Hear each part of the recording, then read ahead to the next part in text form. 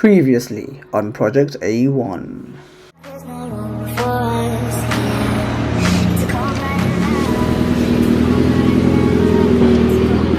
It feels so nice. It's much thicker than the standard stock wheel. With the soft Alcantara, it really does look premium in here.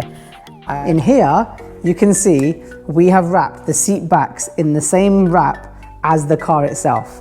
And that gives that back part such a nice addition of color. Many months later. So the next thing on my list on this car, I've been trying to do this for a few weeks and it's not been working out in my favor. And it's these pedals. I don't like the boring black plastic pedals. I like those sporty pedals that you get on the S1s and so on. And I bought the pedal covers and I tried to mount it, but it didn't work. It turns out the pedal covers I have are from a facelift model, and for whatever reason, Audi have changed these pedals in the design of it somehow, and the new pedals won't fit this one. So I bought these pedal covers. Now, this is the brake pedal, and then we've got the accelerator pedal there. Now, I actually end up buying the whole pedal after finding out that this cover doesn't sit on my original accelerator. After buying this, I then figure out that this piece, you can see with the screw holes here, actually fits onto the brake pedal mechanism.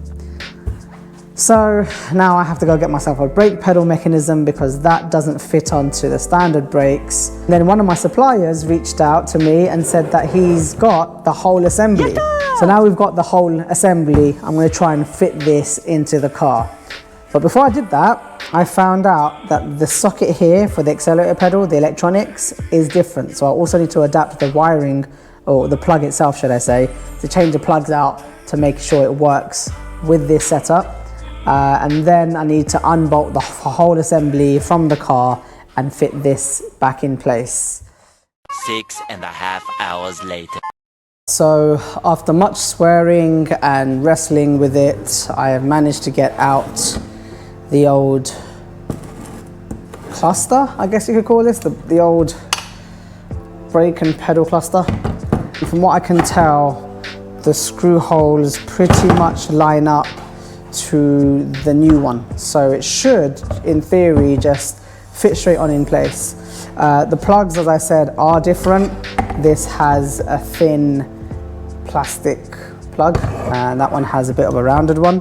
I'm going to change over the plugs, get it set up ready for this one, and then I'm going to put this one back in place and test it out, and hopefully this will fit and I will have had a very complicated way of adding some shiny pedals.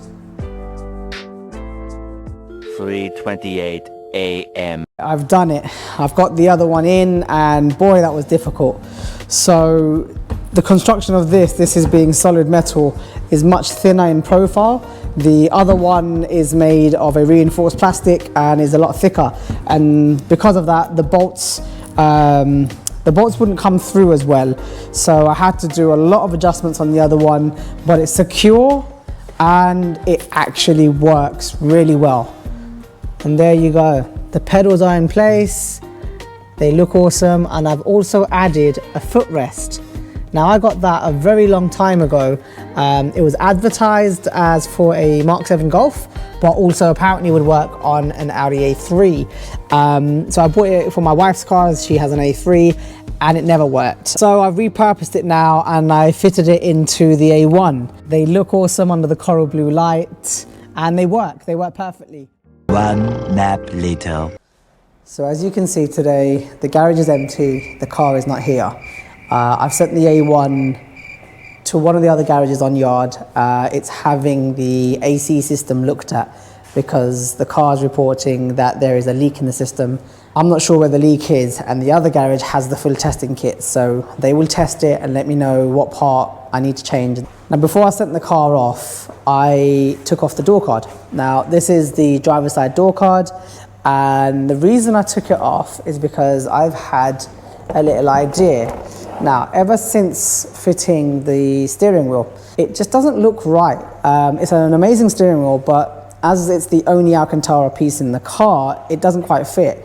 So I had an idea to basically change this leather to Alcantara.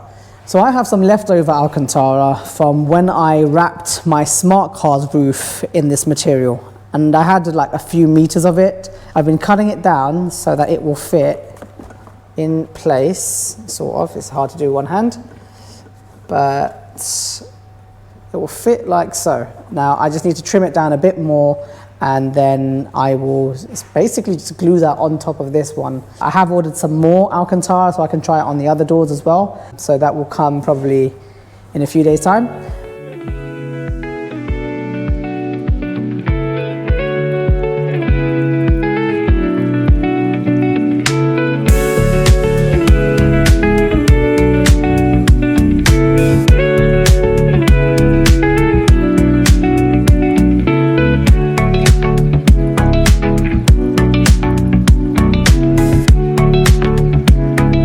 And there you have it. The door card has now been wrapped in Alcantara.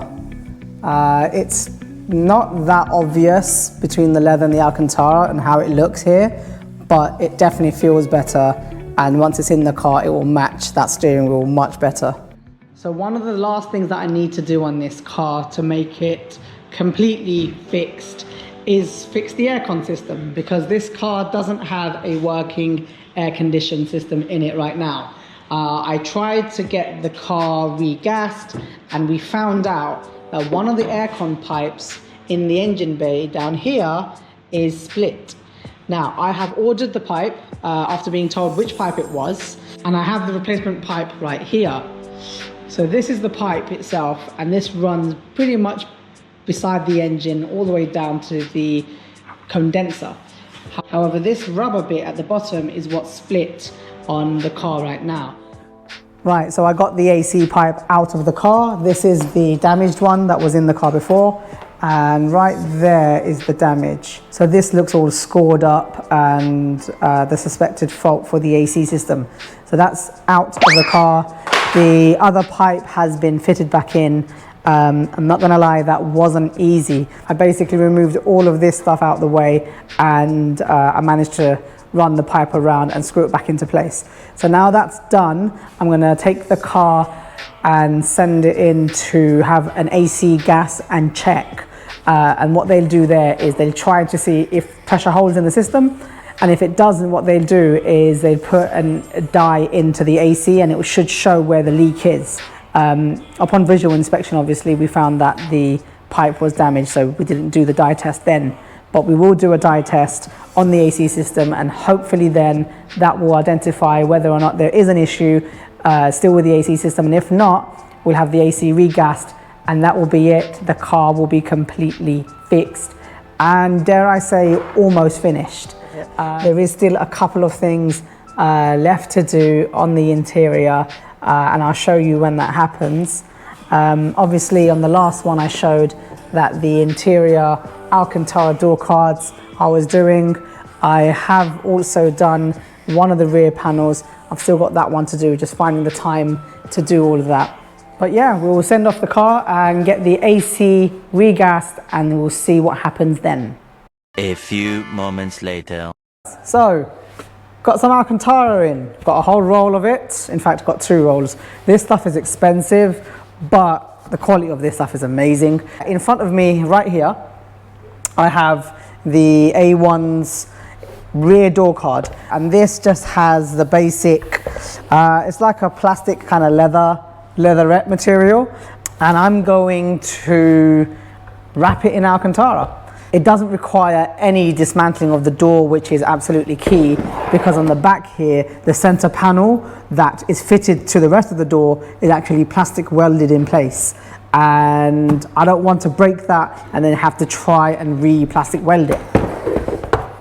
So quite simply, all I have to do is slightly clean and prep this area, then cut some Alcantara that will cover it properly, glue it down, and then basically tucking the edges.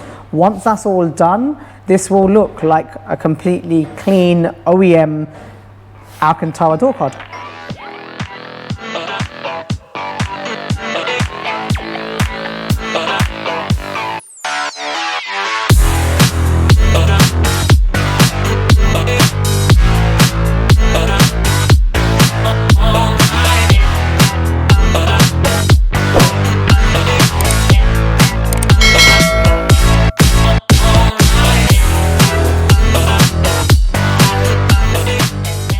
So there you have it, the Alcantara is now complete. It's all been tucked in nicely into the edges, and that looks like a proper OEM option. It's sad that the A1 didn't get Alcantara as an option from factory like the bigger models do, but yeah, it's all done now. It looks great. I'm super pleased with how it's turned out. Now the car, as you can see, has disappeared.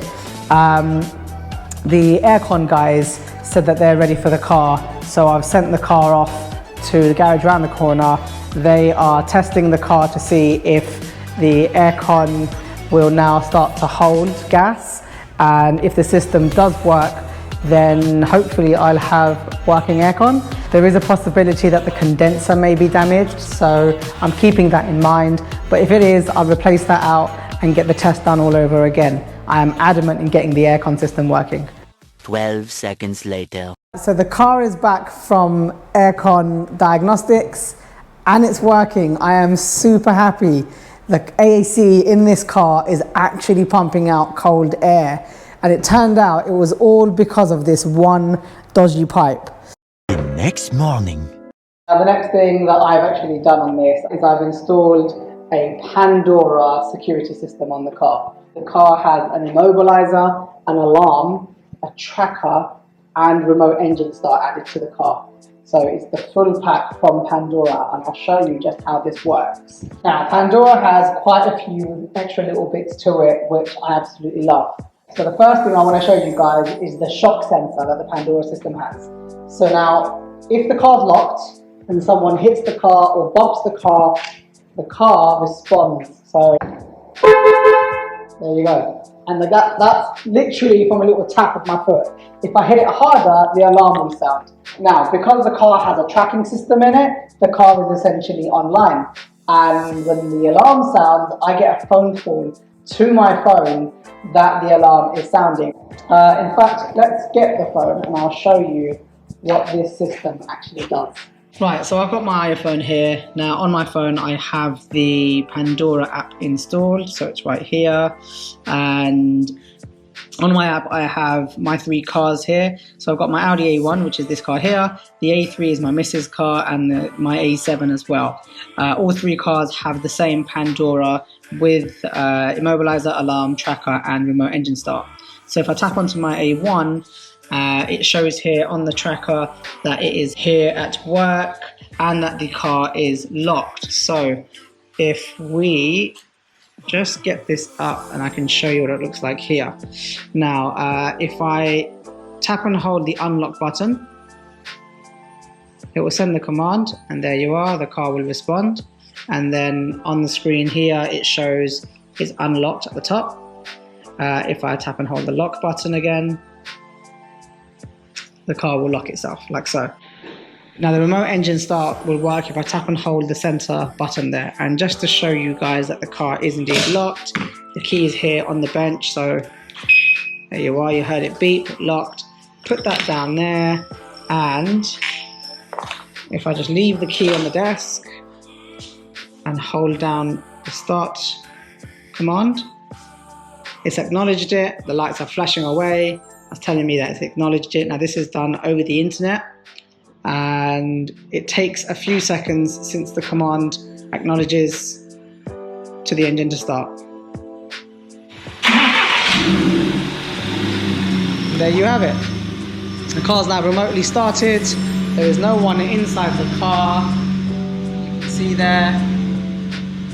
And the car, in fact, is still locked. So if I try and open the doors, it won't work. Car is locked, engine is running, remote engine start is active, and yeah, as it shows here on the phone, that the engine is running up there, the car is still locked. Now from here I can unlock the car and get in, or I can simply disable the car and turn it back off. So there you go, the engine is now turned off and the car is still locked and secure. Now the car has I think it's 15 or 20 minute timer set to it after you remote start the car. After that time, the car will shut itself down. Now, because I've got an iPhone and I have an Apple Watch, I can actually do the same thing from my watch. I can actually open the Pandora app. Now at the moment this is showing my Audi A7. So if I just flick it across and change the device, select my A1, and again it shows you the car is locked and armed. I can flip it across, tap on engine start there, that will then send the command to the A1, which will now start the car. Like so. So the engine start works perfectly from the phone and the watch. Now you can see on the phone here that it shows you that the engine is running even and the car is locked. And from the watch again, I can just swipe across and say engine stop. And it will shut the car down.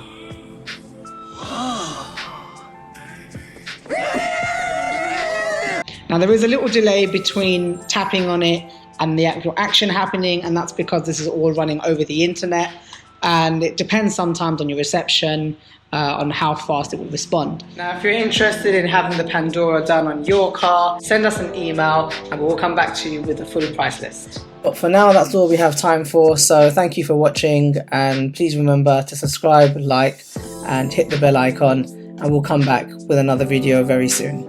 Take care guys.